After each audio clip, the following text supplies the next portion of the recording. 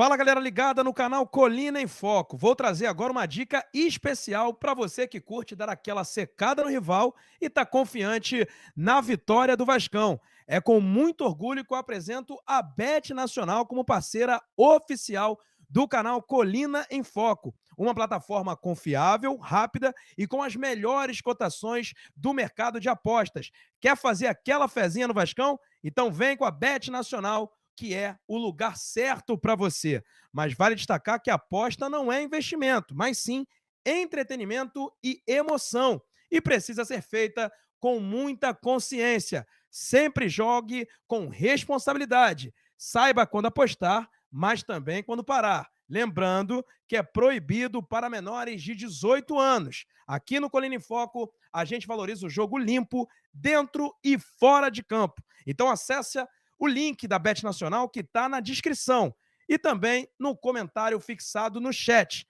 Faça seu cadastro e aproveite. Lembrando, com moderação. E fica ligado, porque vem muita novidade por aí, com a Bet Nacional, parceiro oficial do canal Colina em Foco. Vamos ao corte. Durante a semana, mas agora eu trago um assunto que é importante também. Trata-se de João Vitor, zagueiro do Vasco, e vamos contextualizar toda a questão envolvendo o zagueiro. Está aí ele em ação ontem no jogo contra o Atlético Mineiro, na qual ele ganhou a melhor nota, minha e do Sandro Gama, no jogo de ontem. Fez um jogo de fato impecável, foi muito bem nos desarmes, né, na chegada ao ataque, aparecendo como opção, nos duelos pelo alto, né, nas estatísticas, inclusive, ele teve bons números. Então, ele fez um bom jogo. Mesmo sob vaias e mesmo no meio ali, tendo uma notícia do repórter André Hernan, colunista do UOL e também tem canal, muito bem informado, dizendo que ele pediu para sair do Vasco por conta das críticas e da pressão que ele vem recebendo da torcida, inclusive em comum acordo com seus familiares. Essa notícia saiu no intervalo do jogo. Às 4h46 ele publicou no Twitter. E ele tinha feito um bom primeiro tempo. O Vasco empatava em 1-1, estava em cima do Atlético Mineiro, poderia até ter ido para o intervalo vencendo o jogo. Ele volta para a segunda etapa e volta jogando muito bem. Fez uma partida irreparável. Beleza. Continue assim. Você foi muito caro e é isso que a torcida espera de um zagueiro que custou 7 milhões e se o Vasco não cair esse ano, e não vai cair, ele vai se tornar a negociação vai para 8 milhões de euros. Então o João Vitor vai ser uma negociação de 8 milhões de euros que o Vasco adquiriu ele junto ao Benfica. Vale destacar uma negociação que foi tocada na época pela 777. Na época que a 777 era quem comandava o futebol do Vasco. O diretor de futebol era o Alexandre Matos e o empresário dele é o Paulo Pitombeira. Então, para dar nomes aos bois aí. Alexandre Matos, o empresário é o Paulo Pitombeira, o mesmo do Léo Jardim, o mesmo do Thiago Mendes. Então, assim, é um empresário que possui um bom trânsito junto à diretoria do Vasco. Então, eu entendo que a questão do João Vitor pode ser tratada de uma forma muito tranquila, porque o empresário tem aí uma boa relação. O João Vitor, que teve a notícia do André Hernan, dando conta que ele pediu para sair, o Diniz veio na coletiva, disse que isso não procedia, ou seja, não é verdade. Em nenhum momento o João Vitor pediu para deixar o Vasco. E, conversando também com alguns membros da diretoria, me confirmaram, não, cara, não teve nada disso. Não sei de onde veio na notícia, a gente não está aqui também desmentindo o André Hernan, não é isso. Só que Diniz falou publicamente que não era verdade e algumas pessoas da diretoria também falaram que não era verdade. Mas o que se tem é um jogador que está extremamente pressionado, um jogador que é extremamente questionado por erros dele. Tem aí, a gente consegue lembrar de cabeça erros contra Del Valle, erro contra o Ceará, entre outros. Erro contra o Santos no primeiro turno, que ele titubeia ali no passe do Paulinho. Tem diversos erros do João Vitor. Mas ontem ele fez uma boa partida. O Diniz conta com o João Vitor como titular absoluto. Quando o Diniz fala na entrevista que confia, acredita e sob o comando dele ele tem jogado bem, é porque no estilo de jogo do Diniz, o João Vitor é o que há. Na cabeça do Diniz. É um jogador que marca alto, marca na linha do meio campo, e se tiver lançamento, chutão do adversário, o Diniz confia que o João Vitor tem velocidade para ganhar na corrida e desarmar quem quer que seja. Então é um jogador que hoje é o melhor zagueiro na cabeça do Diniz. A gente pode até discordar, a gente que eu digo eu e vocês aí do chat, mas é um fato. O João Vitor conta com a confiança do Diniz e com a confiança do elenco também. Ele é um dos líderes do elenco. E eu disse isso ontem, quando sai a escalação, junto com o Sandro Gama no pré-jogo. Falei, a torcida tem total direito de estar chateada com o João Vitor, de querer a saída dele de campo, mas para quem acompanha o Vasco, sabe que ele não vai sair. E eu disse isso no jogo contra o CSA, que ele cumpriu suspensão, o Vasco jogou com Hugo Moura e Lucas Freitas, e eu disse, para o jogo contra o Galo, João Vitor volta. E voltou. Então existe essa questão de pressão e tal. O Diniz deixou em aberto na coletiva, inclusive, que o João Vitor é tão bom jogador que outros clubes sempre têm interesse nele. E, de fato, no futebol brasileiro teve time em cima dele. E não digo só o Cruzeiro, não. O Cruzeiro chegou a fazer proposta que foi recusada pelo Vasco, na época ainda do Carille. Antes da Copa do Mundo, ou melhor, antes dele completar 7 jogos, tinha times de olho no João Vitor. E o João Vitor, quando veio para o Vasco ganha a disputa com o Botafogo. O Botafogo queria contar com o João Vitor. Então, assim, se tratando de scout, todo mundo valoriza muito o scout do Botafogo. Pô, se quiser o João Vitor, eles caras sempre acertam. Será que é o João Vitor ou é o esquema que deixa ele exposto? Então, assim, fica aí um questionamento. De todo modo, é um ativo do Vasco e o Vasco vai ter, se não cair para a Série B, e eu tenho fé que não vai cair, então o João Vitor vai se tornar um jogador de 8 milhões de euros. 8 milhões de euros. Teve proposta, teve sondagem, só que o Vasco não vai vender, e até eu até tentei apurar, e apurei ontem, depois do jogo, e um pouco hoje também sobre isso. Para o João Vitor sair do Vasco, o Vasco, no mínimo, quer tirar o prejuízo. Ou melhor, quer pagar o que investiu. Então, se alguém, algum clube, assinar com uma proposta de 4 milhões e meio, 5, 6 milhões, não vai levar. Não vai levar. Porque hoje o João Vitor é o titular do Diniz. Ele é titular. E o Vasco pagou ou não. O Vasco deve o Benfica ainda. Deve o Benfica. Só que está em RJ, está em recuperação judicial. E essa dívida, digamos, está congelada. Então o Vasco nem pagou pelo João Vitor. E entende-se que para vender tem que ter uma proposta nos mesmos moldes. 8 milhões de euros, 7 milhões de euros, 4 milhões e meio, 5 milhões de euros, não vai rolar. Porque ele é um titular do Fernando Diniz. E pelo que o Diniz falou, ele quer dar a volta por cima. Então, gente, ele respondeu o torcedor na cobrança no CT, deu aquela entrevista infeliz, né? Fazer o quê? Não posso fazer nada. Quando foi questionado sobre vaias a pessoa dele, né? Ao fato dele estar jogando mal. Então, o que resta agora é torcer para que ele dê a volta por cima e, de fato, seja um zagueiro confiável, que ele não foi desde que chegou ao Vasco, levando em consideração o valor que o Vasco pagou por ele. Pagou não, né? O valor que o Vasco se comprometeu a pagar por ele. Não tem o que fazer em relação a isso. Então, torcedor, tenha paciência, porque é o que resta. O Diniz não vai tirar ele do time, o Vasco só vai vender se tiver uma proposta nos mesmos moldes da qual o Vasco ofereceu e conseguiu na época do Benfica. Então é isso. É torcer para dar certo. Apoiar. Se pedir apoio é um pouco demais. Torcedor na arquibancada está em todo o direito de vaiar. Mas é isso. Tem que dar aí um voto de confiança, porque é o que resta. Maurício Lemos não vai ser titular na zaga no lugar dele. Hugo Moura não vai ser recuado para a zaga no lugar dele. Luiz Gustavo não vai tirar o João Vitor da zaga. É o João Vitor, Léo Jardim, Verrete, Coutinho, Tietê e mais 6 no time. A gente sabe que o Diniz conta com seus titulares, com jogadores que ele tem confiança. E o João Vitor é um deles. A gente hoje pode escalar o time do Vasco de core salteado, né? Léo Jardim não sai. Paulo Henrique não sai. João Vitor não sai. Lucas Freitas não sei. Não tem vaga cativa.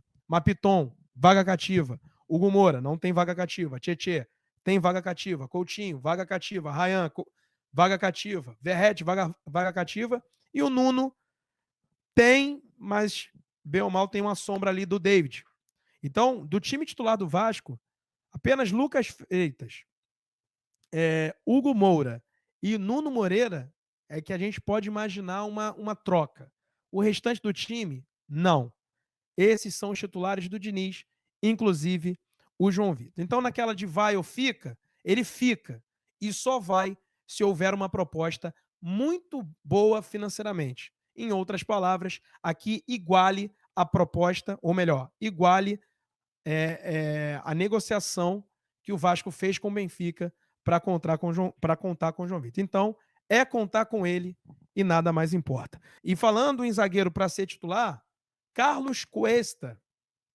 A gente trouxe aqui na semana passada, na quinta-feira, se eu não me engano, sobre o Carlos Cuesta, um jogador do Galatasaray, da seleção colombiana, que o Vasco está negociando. Naquela ocasião, eram os mesmos moldes, igualzinho a negociação do Andrés Gomes. Chegou oferecendo um valor pelo empréstimo e mais uma opção de compra em caso de metas batidas e metas estabelecidas. O que o Galatasaray entende? E agora que está o estágio da negociação. O Vasco com o Carlos Cuesta já está tudo ok. Salário, inclusive, tendo ali o mesmo salário do Galatasaray, podendo até ampliá-lo de acordo com meta de desempenho. O Vasco chegando em alguma competição, conseguindo um título, coisas do tipo. Ele ganha lá algo em torno de 850 mil, é o que vai ganhar aqui no Vasco. Então o Vasco igualou o contrato dele salarial, podendo até ganhar uma bonificação. Então para ele tá bacana, porque pelo Galatasaray ele não vai jogar, o time ele não conseguiu se destacar por lá, ele era do Genk, da Bélgica, foi contratado em fevereiro pelo Galatasaray, e a gente sabe que a régua do Galatasaray é lá no alto, é um time que ganhou o campeonato turco e conta com um elenco numeroso e tem dinheiro pra cacete. Então, ele não se destacou, o Galatasaray entende que pretende, tem bala na agulha para buscar novos zagueiros. Então, por isso que ele está numa janela ali, ele está numa sala de espera para ser negociado. O Vasco chegou, negociou com o Carlos Cuesta, já tem ali um acerto salarial, o jogador topou o desafio de jogar no futebol brasileiro, que é uma liga que no mundo todo está muito bem falada, principalmente pela participação no Mundial de Clubes, todos os clubes brasileiros passando de fase. Então isso, né, reacendeu. Nossa, o Brasil tá com uma liga forte. Então tem isso e tem também a Copa do Mundo. Então o empréstimo que o Vasco negociou com o jogador e com o Galatasaray até o meio do ano que vem, até a Copa do Mundo, e com opção de compra. Metas de desempenho. Ó, jogou tantos jogos, a gente compra ele de você. Só que o Galatasaray não quer isso, não. O Galatasaray quer uma obrigação de compra. Só que o Vasco, a gente sabe, tem os cofres combalidos. E existe uma recuperação judicial em vigor. Tendo aí a Assembleia dos Credores para se resolver quanto que se vai pagar, porque até outubro o Vasco está tranquilo. Não precisa pagar os credores. Mas quando começar a pagar, vai ter uma obrigação de compra de 5 milhões de euros. E se o Andrés Gomes se destacar, já vai ter uma outra opção de 7 milhões de euros. Então é isso que... 7 não, se eu não me engano, são 6 milhões de euros, o Andrés Gomes. O Andrés Gomes é 6 milhões, eu acho que é. Agora me fugiu. Mas de todo modo, tem essa questão. Então tem uma sinuca de bico por aí. A negociação com ele está em reta final, em estágio final. É o Vasco aceitar que ele venha por empréstimo mais uma obrigação de compra. Esse empréstimo no mesmos moldes, o Vasco pagando algo em torno de 500 mil euros ao Galatasaray pelo empréstimo, só que esses 500 mil euros, claro, vão ser incorporados no valor final e o Galatasaray quer 5 milhões de euros por obrigação de compra. E é nesse impasse que o Vasco se encontra nesse momento. Vai esticar a corda, vai roer a corda. Está agora na mão do Vasco, está na mão agora do Admar Lopes, junto ao Carlos Amodeu, CEO do Vasco, que também ali é o cara que pensa as finanças. Mas é um jogador que, particularmente, eu acho que o Vasco precisa fazer o investimento. É um jogador de muita velocidade, de boa impulsão, de boa força física. Um estilo nos moldes que o Diniz quer, que consegue vencer duelos físicos e tanto nos duelos de velocidade também. Então o Vasco vai ter que esticar a corda caso queira o Galatasaray. Tem sim outros times interessados no Carlos Cuesta, dentre eles o Spartak Moscou, só que o jogador não quer ir para a Rússia, não está muito à vontade de jogar no futebol russo, de ficar escanteado. A gente sabe, a Rússia está em guerra, muitos jogadores que vão para lá, ninguém meio que acompanha, e ele está em evidência. Ele é jogador da seleção colombiana, que está prestes a disputar uma Copa do Mundo. Então o jogador quer estar em evidência, e ele sabe que jogar no Vasco, muita gente pode achar que não, mas o Vasco é uma grande vitrine. É uma vitrine imensa. O futebol brasileiro hoje é uma grande vitrine também. Então, tem aí a vontade do jogador, tem aí já o acerto das bases salariais. Ele vai ganhar no Vasco a mesma coisa que ganha no Galatasaray, algo em torno de 850 mil euros, ou melhor, fica aqui em torno de 850 mil reais. Então, dentro ali de um patamar salarial que o Vasco oferece para muitos jogadores do próprio elenco, só que agora tem a negociação do Galatasaray, que até topa o empréstimo, desde que seja obrigação do Vasco comprar ao final do empréstimo. E agora o Vasco se discute como é que vai ser feito isso. Uma obrigação quer dizer que 5 milhões de euros já vão comprometer no orçamento 5 milhões de euros do ano que vem. O que o Vasco negocia, evidentemente, vamos parcelar isso aí? Não vamos? O Galatasaray não estava disposto, naquele momento, a parcelar. Está querendo dar um prazo de 1 ano para ter aí o pagamento da obrigação de compra. Vamos ver agora como é que o Vasco vai fazer. E aí agora está nos peitos do Admar Lopes, que vai, é claro, conversar e já está conversando com o Carlos Amodeu, entendendo o que o Vasco tem de orçamento, o que tem de venda, porque a gente vai falar aqui, né? O próprio Rayan.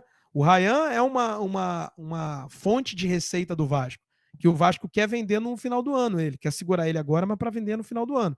Então, no final do ano, o Vasco entende que pode receber. Só que, como é que você pega parte desse valor e investe já numa contratação?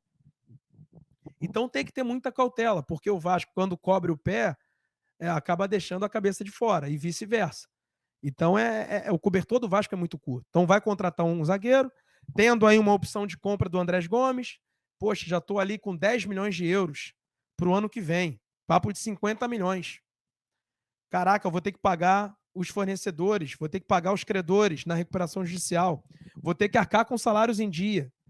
Então, a situação do Vasco, de fato, não está hoje, né? A gente está falando de agosto. Por isso que o Vasco não consegue ser tão, talvez, assertivo ou tão convicto nos movimentos. Mas a esperança, né, a ideia é de que o Vasco sim consiga fechar essa contratação, porque é uma posição carente e que o Vasco entende que é um jogador de alto nível. Ao mesmo tempo que o Galatasaray deseja, quer a obrigação de compra, o Vasco também entende que se trata de um ativo importante, de um jogador de seleção colombiana que hoje é top 3, top 4 seleção da América do Sul.